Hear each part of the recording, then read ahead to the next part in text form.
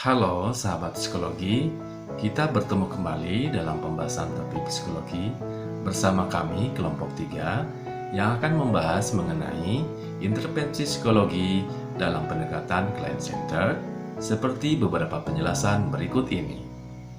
Konseling merupakan aktivitas diskusi yang dilakukan oleh konselor dan konseli guna membahas atau menyelesaikan suatu masalah yang dialami konseli.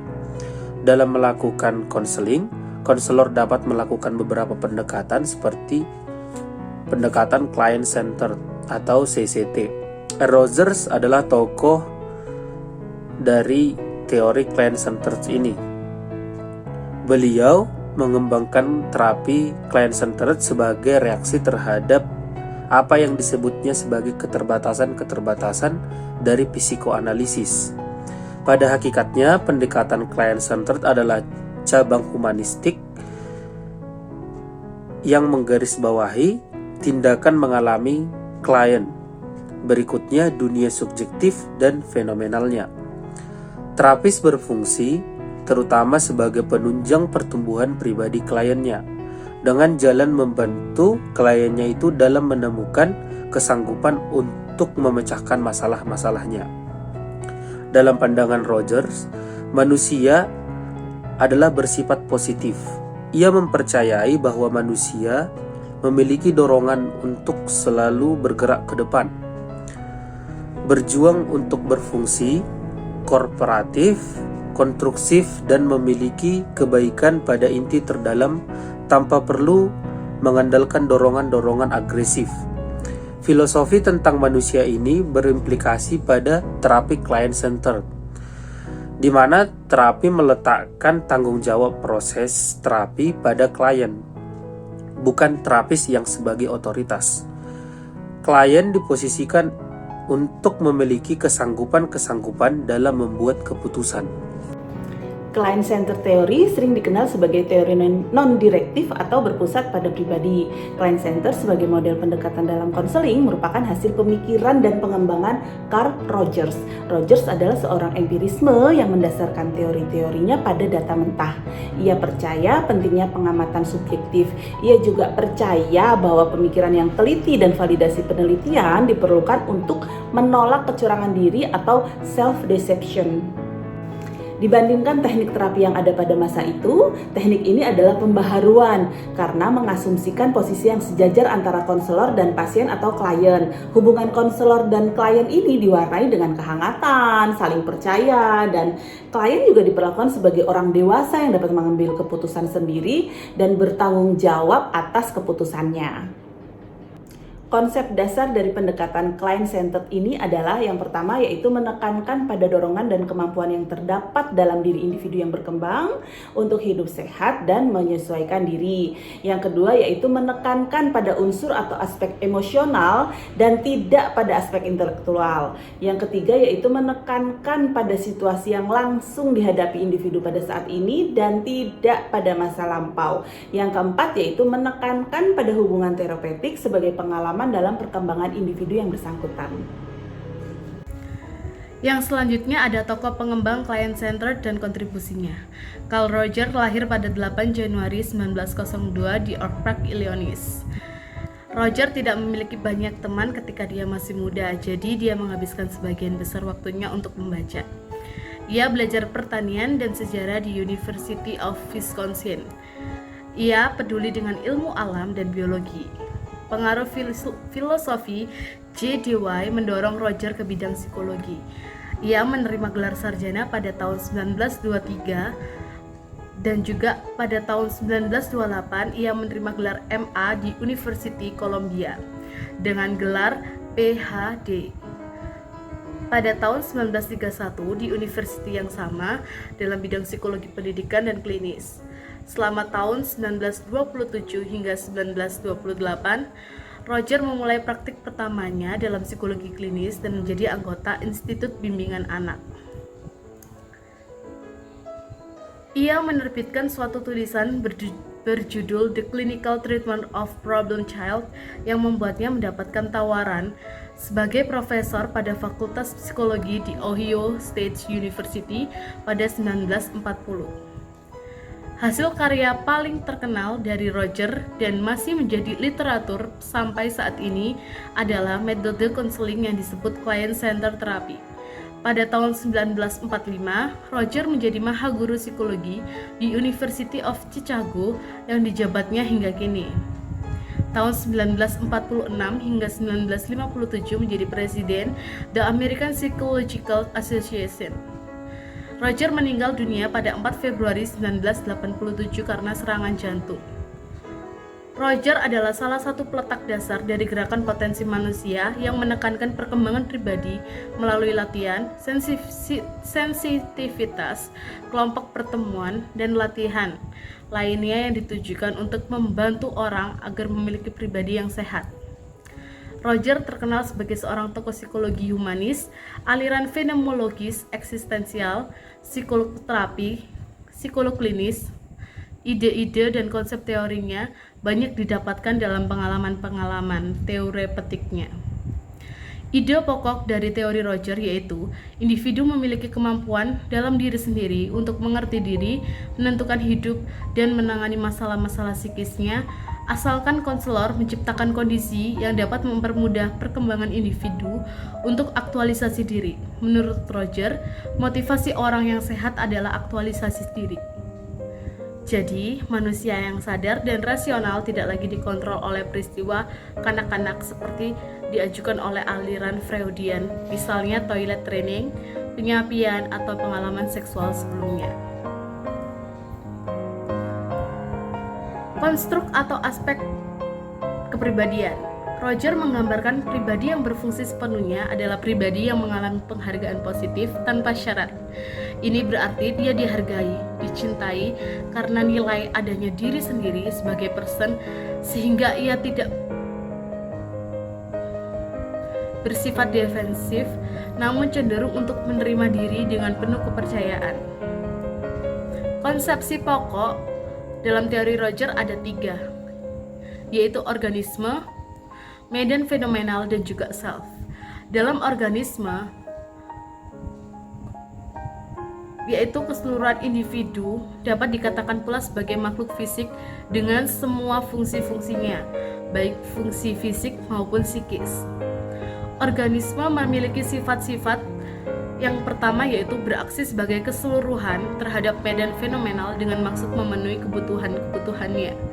Organisme mempunyai satu motif dasar yaitu mengaktualisasikan, mempertahankan, dan mengembangkan diri.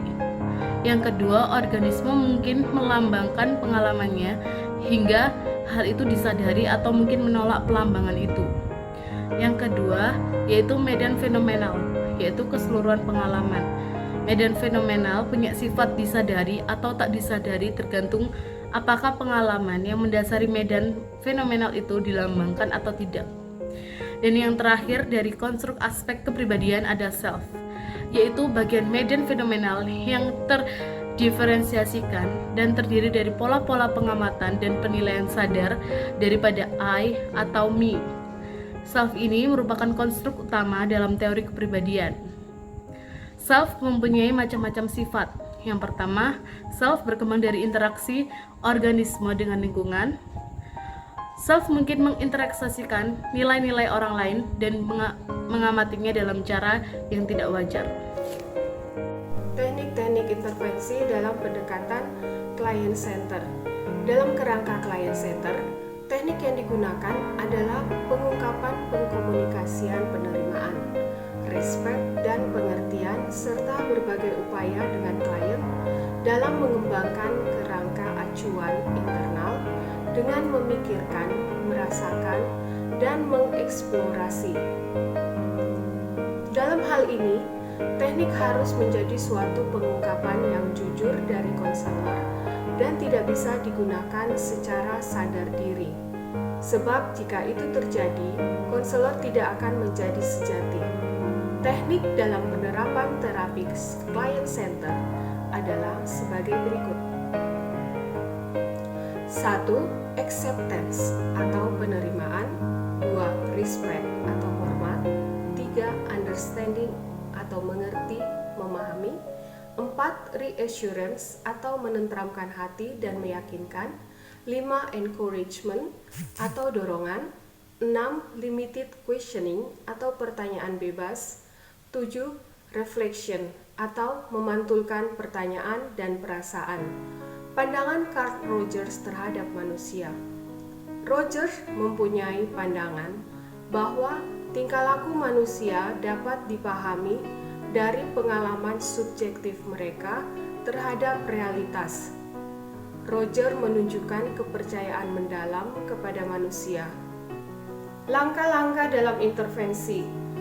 Menurut Gerald Corey, langkah-langkah pelaksanaan pendekatan client center adalah sebagai berikut. 1. Klien datang untuk meminta bantuan kepada konselor secara sukarela. 2. Konselor mendorong klien untuk mengungkapkan perasaan secara bebas dan berkaitan dengan masalahnya. 3. Konselor secara tulus menerima dan menjernihkan perasaan klien yang sifatnya negatif dengan memberikan respon yang tulus dan menjernihkan kembali perasaan klien. 4. Setelah perasaan negatif klien terungkapkan, maka secara psikologis bebannya mulai berkurang. 5. Konselor menerima perasaan positif yang diungkapkan oleh klien. 6. Saat klien mencurahkan perasaannya secara berangsur, muncul perkembangan terhadap wawasan atau insight mengenai dirinya dan pemahaman atau understanding serta penerimaan diri tersebut. 7. Apabila klien telah memiliki pemahaman terhadap masalahnya dan menerimanya, maka klien mulai membuat keputusan untuk melangkah memikirkan tindakan selanjutnya. Peran konselor atau terapis selama intervensi. Peran terapis client center pada klien berakar pada cara mereka dan sikap mereka, bukan pada penggunaan teknik yang dirancang untuk membuat klien melakukan sesuatu. Penelitian tentang terapi client center tampaknya menunjukkan bahwa yang memerlukan perubahan dalam kepribadian klien adalah sikap terapis daripada pengetahuan teori atau teknik yang digunakannya. Pada dasarnya, terapis menggunakan dirinya sendiri sebagai alat untuk perubahan. Dengan menghadapi klien pada taraf pribadi ke pribadi, maka peran terapis adalah tanpa peran. Fungsi terapis adalah menciptakan lingkungan terapeutik yang mendukung perkembangan klien. Dengan demikian, terapis client-centered membangun hubungan dan membantu klien agar bisa bebas untuk mengeksplorasi bidang-bidang kehidupannya yang saat ini ia sangkal atau ubah sehingga klien menjadi kurang defensif dan menjadi lebih terbuka terhadap kemungkinan yang ada dalam dirinya dan dunia. Pertama dan terpenting, terapis harus siap secara fisik dalam hubungannya dengan klien. Terapis menghadapi klien berdasarkan pengalaman dari waktu ke waktu dan membantu klien dengan memasuki dunia mereka daripada mengikuti kategori diagnostik yang telah ditentukan. Melalui perhatian, rasa hormat, penerimaan, dan pengertian yang tulus dari terapis, klien dapat melepaskan alasan dan persepsi kaku mereka dan bergerak menuju tingkat fungsi pribadi yang lebih tinggi. Proses terapeutik selama intervensi. Dalam model client center, perubahan terapeutik bergantung pada persepsi klien, baik tentang pengalamannya sendiri dalam terapi maupun tentang sikap dasar konselor. Jika konselor menciptakan iklim yang kondusif bagi eksplorasi diri, maka klien memiliki peluang untuk mengalami dan mengeksplorasi perasaannya yang banyak diantaranya diingkarinya pada permulaan terapi. Pada proses terapi, klien datang kepada konselor dalam keadaan tidak selaras, yakni terdapat ketidakcocokan antara persepsi diri dan pengalaman dalam kenyataan. Ketidakcocokan atau diskrepansi antara pandangan klien tentang dirinya sendiri atau self-concept dengan kenyataan bahwa kemampuan dirinya rendah dapat menimbulkan kecemasan dan kesulitan pribadi yang pada gilirannya bisa memotivasinya untuk menjalani terapi. Klien menyadari dan mengamati bahwa ada suatu masalah pada dirinya atau berada dalam keadaan bahwa dirinya tidak cukup nyaman dengan penyesuaian psikologisnya yang sekarang dan berkeinginan mengeksplorasi kemungkinan-kemungkinan untuk berubah. Pada mulanya, klien boleh jadi mengharapkan terapis akan menyediakan jawaban-jawaban dan pengarahan, atau memandang terapis sebagai seorang ahli yang menyediakan pemecahan-pemecahan yang ajaib. Hal yang mendorong klien untuk menjalani terapi mungkin adalah perasaan tidak berdaya, tidak kuasa, dan tidak berkemampuan untuk membuat keputusan atau mengarahkan hidupnya sendiri secara efektif. Klien berharap menemukan jalan melalui pembimbingan dari terapis. Dalam kerangka client-centered, klien akan diberikan pemahaman bahwa dia bertanggung jawab atas dirinya sendiri dan bisa belajar lebih bebas untuk memperoleh pemahaman diri yang lebih besar melalui hubungan dengan terapis. Pada tahap awal terapi, klien boleh jadi memiliki tingkah laku dan perasaan yang ditandai oleh keyakinan dan sikap yang sangat kaku, hambatan internal, kurang fokus, merasa terpisah dengan perasaannya sendiri, tidak bersedia terbuka sepenuhnya, ketakutan terhadap hubungan akrab, tidak mempercayai diri, merasa terpecah, dan cenderung mengeksternalisasi perasaan dan masalahnya. Dalam iklim terapeutik yang diciptakan terapis, klien akan bisa mengeksplorasi dalam lingkungan yang aman dan dipercaya oleh aspek pribadinya yang tersembunyi. Aspek kenyataan terapis sendiri, penerimaan tak bersyarat terapis terhadap klien, dan kemampuan menduga kerangka acuan internal klien bisa mendorong klien secara perlahan membuka tabir pertahanannya sampai pada pemahaman terhadap apa yang ada di baliknya. Setelah terapi berjalan baik, klien mampu mengeksplorasi langkah yang lebih luas dari perasaannya, mampu menyatakan ketakutan, kecemasan, perasaan berdosa, perasaan malu, benci, marah, dan perasaan lainnya yang dianggap terlalu negatif untuk diterima dan dimasukkan dalam struktur dirinya. Klien mampu untuk lebih terbuka, untuk menerima dan mengintegrasikan beberapa perasaan yang bertentangan dan membingungkan mengenai dirinya, sehingga klien menemukan aspek-aspek diri, baik positif maupun negatif, yang dibiarkan tersembunyi. Pengalaman klien dalam terapi adalah melepaskan belenggu deterministik yang telah membuat dirinya berada dalam penjara psikologis. Dengan meningkatnya kebebasan, yaitu perasaan, pemahaman tentang dirinya, klien cenderung menjadi lebih matang secara psikologis dan lebih teraktualisasi. Carl Rogers pada tahun 61 menyatakan ciri hubungan terapeutik, yaitu yang pertama, dua orang berada dalam hubungan psikologis. Orang pertama, yang disebut sebagai klien, berada dalam keadaan tidak selaras, peka, dan cemas. Ciri yang ketiga, orang kedua, yang akan disebut terapis, berada dalam keadaan selaras atau terintegrasi dalam hubungan. Ciri yang keempat, terapis memberikan dan merasakan perhatian positif tak bersyarat terhadap klien. Ciri yang kelima, terapis memberikan pengertian yang empatik terhadap klien dalam kerangka acuan internal klien dan berusaha mengomunikasikan perasaannya ini kepada klien.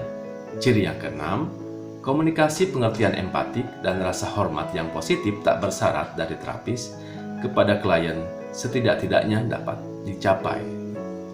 Menurut Rogers, keenam kondisi tersebut diperlukan dan memadai bagi semua pendekatan psikoterapi, tidak hanya client-centered, dan jika ada selama beberapa periode, maka perubahan kepribadian yang konstruktif akan terjadi.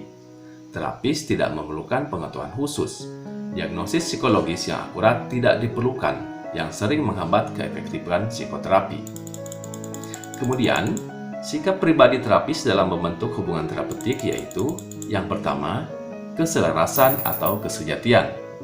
Merupakan persyaratan bahwa terapis tampil nyata, terintegrasi, otentik, tampil tanpa kepalsuan, pengalaman batin dan ekspresinya bersesuaian, bicara secara terbuka selama pertemuan terapi.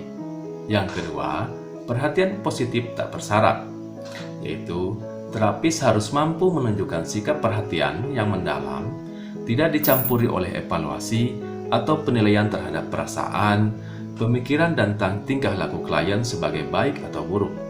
Terapis menilai dan menerima klien secara hangat tanpa memberikan persyaratan, menilai klien apa adanya, serta mengajari klien untuk bebas memiliki perasaan, pengalamannya sendiri, tanpa resiko kehilangan penerimaan terapis. Yang ketiga, pengertian empatik yang akurat, yaitu terapis mampu mengerti secara peka dan akurat terhadap perasaan dan pengalaman klien, berusaha untuk mendorong klien agar lebih erat dengan dirinya sendiri, mengalami perasaan sendiri dengan lebih dalam dan intens, serta mengenali dan mengatasi ketidakselarasan yang ada pada klien. Terapis memahami perasaan klien sebagai perasaannya sendiri, tetapi tanpa tenggelam di dalamnya. Empati lebih dari sekedar refleksi perasaan dan memerlukan perefleksian isi kepada klien yang lebih dalam. Bukan hanya sekedar teknik artifisial yang digunakan rutin oleh terapis. Dan bukan semata-mata pengetahuan objektif saya mengerti masalah Anda. Melainkan suatu pemahaman yang mendalam dan subjektif tentang klien. Empati merupakan identifikasi pribadi dengan klien yang berjadikan terapis mampu mengambil bagian dalam dunia subjektif klien dengan memasuki perasaannya sendiri yang bisa jadi semirip perasaan klien tanpa kehilangan keterpisahannya atau tidak larut di dalamnya. Masalah psikologi yang dapat ditangani dan bagaimana cara penanganannya. Terdapat berbagai macam permasalahan psikologi yang dapat ditangani menggunakan pendekatan client-centered. Client-centered terapi bisa membantu orang yang mengalami stres, kepercayaan diri yang rendah, masalah hubungan antar pribadi, ketidakbahagiaan di tempat kerja atau di rumah, pelecehan fisik atau seksual, kecemasan dan psikosis, demensia, depresi, mood disorder, dan pikiran negatif yang berhubungan dengan post-traumatic stress disorder atau PTSD. Proses-proses yang terjadi dalam konseling dengan menggunakan pendekatan client-centered adalah sebagai berikut. Konseling memusatkan pada pengalaman individual. Konseling berupaya meminimalisir rasa diri terancam dan memaksimalkan serta menopang eksplorasi diri. Perubahan perilaku datang melalui pemanfaatan potensi individu untuk menilai pengalamannya, membuatnya untuk memperjelas dan mendapatkan titik akan perasaan yang mengarah pada pertumbuhan. Melalui penerimaan terhadap klien, konselor membantu untuk menyatakan, mengkaji, dan memadukan pengalaman-pengalaman sebelumnya ke dalam konsep diri. Dengan redefinisi, pengalaman individu mencapai penerimaan diri dan menerima orang lain dan menjadi orang yang berkembang secara penuh. Selanjutnya adalah kesimpulan dan saran. Client-centered theory sering pula dikenal sebagai teori non-direktif atau berpusat pada pribadi. Pendekatan konseling ini menekankan pada kecakapan klien untuk menentukan isu yang penting bagi dirinya dan pemecahan masalah dirinya.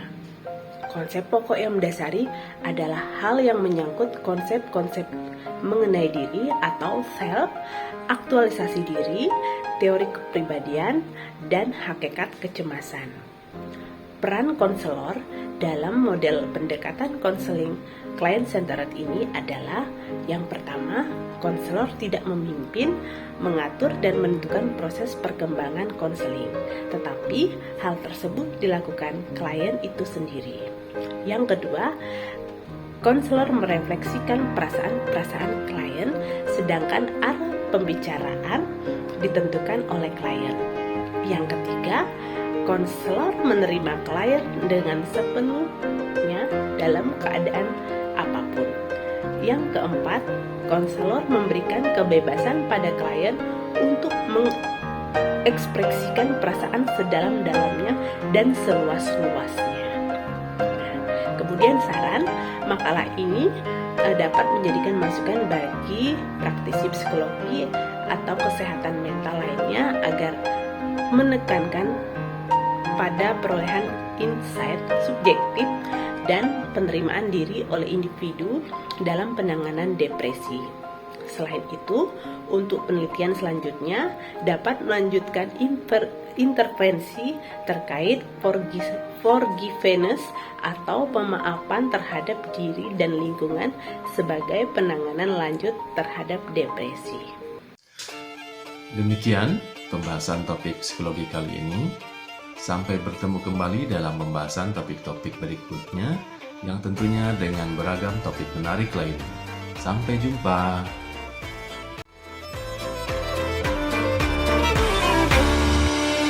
Years ago, when I was younger, I kinda liked a girl I knew. She was mine.